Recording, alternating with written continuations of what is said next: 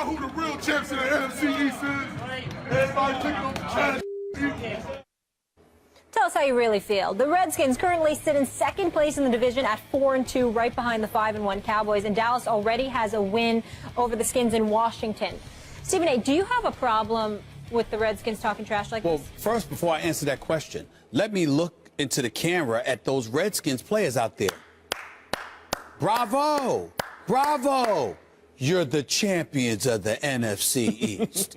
Wow! What? I'm so touched. I mean, can we stop and throw a party in the nation's capital? You are the champions of the NFC East. I'm so touched. I'm so touched. Where's the tissue at? Look, let me wipe my tears away, Max, because, I mean, this is just so touching. I can't believe, I'm getting emotional right now. The Washington Redskins are the champions of the NFC East. By the way, a division where they were the only team above 500, and you want a cookie. You're going to literally walk through a locker room, through the hallways, en route to your locker room, bragging about the fact that you're there. We're the real champions of the NFC East. What do you want, a cookie? No wonder y'all are losers. See, this is the kind of stuff that we're talking about here. That makes no sense. Makes no sense, and I'm not calling them losers because of their record, because they're the reigning NFC East champions. I'm not calling them losers because they're not losing this year. They're 4-2. I'm talking about a loser's mentality.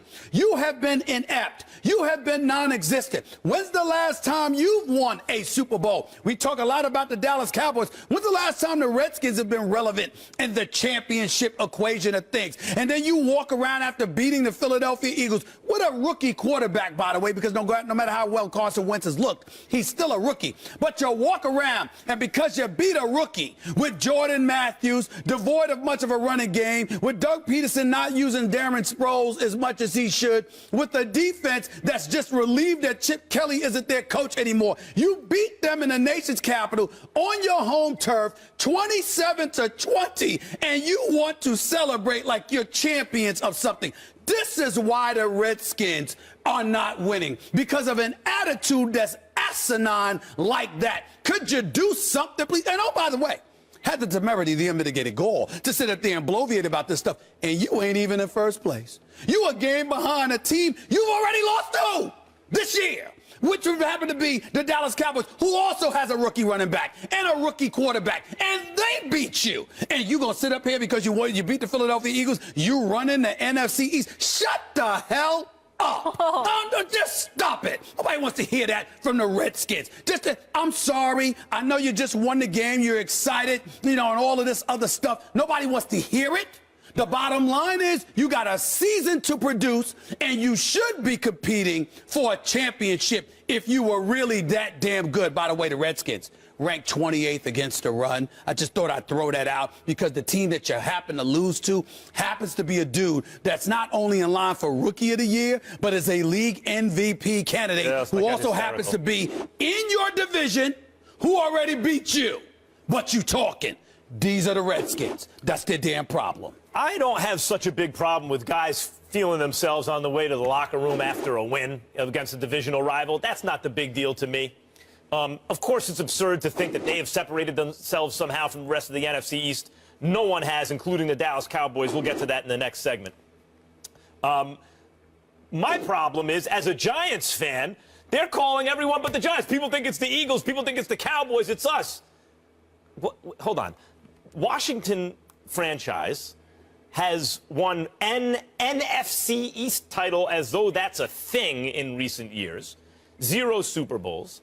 The Cowboys, 0 Super Bowls. Let's take the last 10 years.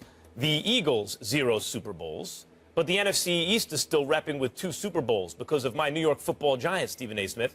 And if you look at the Washington record over the last decade, I know these players aren't thinking about the problems of the franchise over the last decade. They're thinking about right now. But over the last decade, because this is the way fans are receiving it, in a rivalry-heavy NFC East, last 10 years, Washington has the worst record in the division.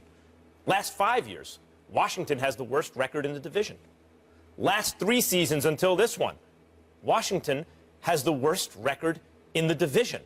And for them to act, and this is the way that franchise always is, and I understand because I lived in D.C. for 15 months when I was hosting Around the Horn, going back about 12 years already, and that town is obsessed with football. I mean, when Gibbs came back and started coaching, every cab driver, every person walking in the street, that's all they could think about was the Washington football franchise. They are football obsessed, but they've given their fans very little to root for. So I understand if these players are feeling themselves because they had a significant win. But the way the rest of the NFC East rivals fans are going to hear that is, what are you, of all the franchises in the division? Let me tell you something as a Giants fan. Every year I go into the season, I think Eagles are going to play us tough, regardless if they're terrible and we're good or whatever. They're always going to play us tough. Cowboys are always going to be talented. They're going to have a lot of media attention, whether or not they realize the talent. The one rivalry, and I realize the Giants blew it against Washington late already this year. Blew it, though. They should have won that game. The one franchise I look at and I go, at least they're in the division, year in and year out, is Washington. As an NFC East fan of another team, I go, Cowboys I got to watch, Eagles I got to watch, at least Washington's in the division. Well, let me say this about the Washington Redskins, because I got a few players in that side, that locker room I'm pretty damn tight with, got a lot of love for them. But collectively, I'm just speaking as an organization. Yep.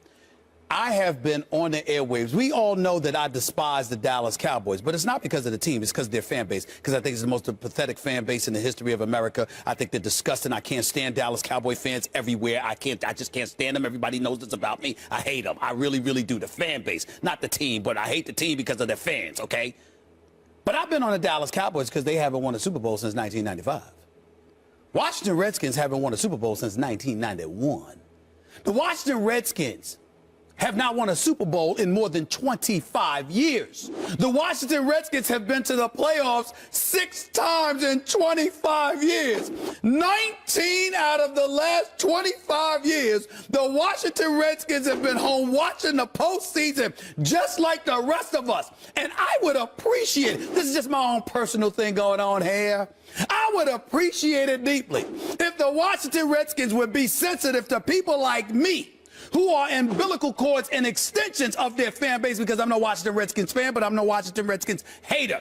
But I have loved ones who are diehard fans of the Washington Redskins, and I would ask the Washington Redskins as a favor to them, just out of core decency alone, recognize the level of ineptitude that you have exercised for 2.5 decades and have the decency to shut the hell up and just go out there and win something more than an NFC East division that half the time is subpar. Could you win a playoff game? Could you make me a favor, please? Not do me a favor. Make me a favor, pretty please, with sugar on top. That's all I ask. That's all I ask. All I ask. Washington has not only not won a Super Bowl in a quarter century, because the Eagles have never won, but they've never been the dominant force in the division. Like the Giants twice in recent years were written off early in the season. No one was thinking about them in the preseason. They weren't supposed to do anything, and they won 2 Super Bowls. But you can argue, yeah, they've missed a lot of playoffs, fine. But they won 2 Super Bowls in the last decade. The Cowboys are always a central story in the NFL, good or bad, and they've been good recently. The Eagles have had runs where they've been the dominant force in the NFC East, double-digit win year after year after NFC championship games. That has not been Washington's history. It's not just that they haven't won a Super Bowl. They haven't gotten to the level in those respects of any of the other franchises in their division.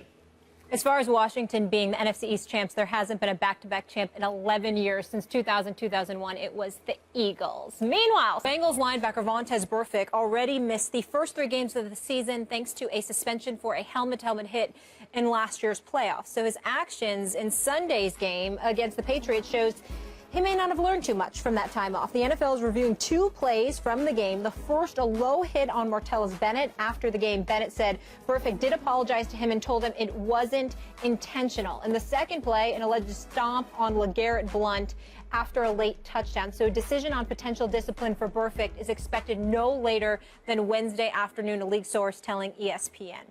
Stephen A., how should he be punished? It will not happen in all likelihood, because it's really difficult to define what level, whether or not this warrants a suspension because of the things that were transpiring and the visual that they have. Not only that, measuring intent. Remember, he went low, he didn't go high. So because of that, he probably won't end up getting suspended. It is my opinion, and I hate to say this, it's my opinion that Vontaze Burfict should be suspended at least a couple of games. I want to make sure that I'm clear about that. And I want to make sure that everybody understands I take no joy in saying that. This guy has had a very, very difficult upbringing. He's overcome a lot in his life. I'm quite sure he's a better person than he displays himself as being on the field, because you don't hear too much about him off the field. I remember last year, Max, in the interest of full disclosure, Pac-Man Jones, who I've known for many years, I've interviewed him on several occasions. I'm very, very fond of Pac-Man Jones. I think he's overcome a lot himself, and he's a really good brother. He called, and the conversation that we had ain't suitable for FCC airwaves, at how he was going off in defense of his guy, Vontaze Burfict. The only reason I'm letting you guys know about that conversation is because Pac-Man Jones never hid the fact that it was okay for me to expose that conversation, because I would never do it otherwise. So he came to the defense of a Vontaze Burfict. But I would also tell you what I retorted. I retorted at the time the same thing I'm about to say now. Troy Vincent, VP Football Operations NFL. Derek Brooks, appeals officer. John Runyon, former congressman, former Philadelphia Eagle, who's now the VP for Policy and Rules Administration, who's the guy that will make that decision within the next day or so, along with a bevy of others, Merton Hanks and others. At one point in time or another in the career of Vontaze Burfict, I have spoken to these individuals. They have given him chance after chance after chance, okay? They have sat up there, I mean, as recently as a week ago, I had one of the dudes, you know, in the appeals department, talked about how Vontaze Burfict was reached out to. He has been called. He has been emailed. They have reached out to him. He won't return people's phone calls. He won't get back to them. And they still reached out to him to make sure he knew they were pleased with him. They were encouraged by him, not just the professionalism he was displaying on the field, but what he was saying in post-game interviews and beyond, et cetera, et cetera. And a week later, here we are. You find yourself, first of all, he stomped on Blunt. It's clear he walked right into the scrum, and he put his foot on Blunt, which is why Blunt got up and shoved him. That's first of all. Secondly, you saw the low blow that he went to when he hit Martellus Bennett with. Okay? He's just standing there, and you literally dive for his leg. Those are career-threatening plays. You can rip somebody's cartilage. You can tear the ACL. You're trying to do that on purpose? Come on now. You can't have that. You can't have that. So something has to be done. I think right now, Max, is the last thing I want to say. Somebody needs to look at Vontaze Burfict and ask him one simple question. Do you want to play in the NFL or not? Because they may not suspend him this time, but they are watching this dude, and they are not playing. They are not going to tolerate the kind of stuff that he gets himself into. I defended him at the beginning of the season. Remember that. You didn't. I can't defend this because you just fresh off of being suspended, and already you find yourself in the eye of the storm again. Makes no sense. The reason I didn't defend him earlier in the season is because going into that playoff game against Pittsburgh last year on Sports Nation, Michelle and Marcellus and I were discussing Burfict and what are the odds he's going to do something. And my whole point, I turned to the camera and say, look, all eyes of the world are on Burfict. He's not going to do something stupid now. I mean, that's not when a guy misbehaves, whenever he knows the spotlight's on him. And a week later. And going into that, and then it was highlighted on TV. They need 14 yards to be in field goal range. 22 seconds left. 22 seconds left. It's an incomplete. He hands them 15 yards. Pac-Man Jones had no culpability there. Pac-Man Jones didn't do anything wrong in that game, but Vontaze Burfict sure did when everyone. That was the question heading into that game. The question, not about the quarterbacks, it was about Vontaze Burfict and his behavior. Would he blow it? And 14 yards, he hands him 15. You couldn't write in the script any better or worse. Okay, so that's when I'm like, okay, this guy has a problem. Stephen A., here's the issue here. Whether or not he gets suspended, he should be suspended 2 games. 1, for stomping on Blunt. The reason is, and Marcellus Wiley, who I worked with on the radio and TV, we saw each other 10 hours a day for 5 straight years plus. Used to talk about this all the time. No wonder he's happy you're going. he does look kind of happy now, doesn't he? Nah. He misses you, bro. He misses you, bro. So right. Marcellus used to talk all the time, a defensive end. He was an all-pro one year, a Pro Bowl player. When he was on the bottom of a pile, he grabbed someone's gut twist it. You do all kinds of vicious things to each other on the bottom of a pile. And, hey, if the camera picks it up, if you get caught, that's something else. But you don't want to. That's not what happened. Burfict is not in the pile. He walks over and in plain sight of everyone, stomps Blunt. One game. Okay, now we're talking about the Bennett hit. He went low, not high. That's true. But it wasn't a play. It wasn't. The ball wasn't coming to Bennett. The play was already over down the field. And you had just finished arguing with him a few plays early. So when I talk about Odell Beckham Jr., hey, Stephen A., it's impulse control. He took off his helmet. Blah, blah. Those are relatively benign infractions, and I'm mad at Odell because he's actually hurting the team. But in Burfict's case, these are major infractions, injury-causing infractions, potentially career-ending infractions in Bennett's case, and it's hurting his team. That's a problem. Vontaze Burfict had been fined about 4 previous times in 2015 alone, including the $50,000 fine a week before the Steelers game, week 17, going into week 17. So now you have this.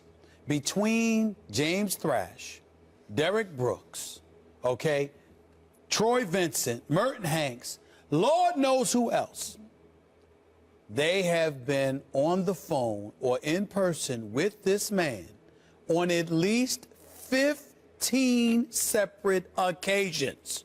15! Enough's enough. Vontaze Burfict needs to ask himself one question. Do you want to play in the NFL or not? And if he does, there's something he has to do. Period. If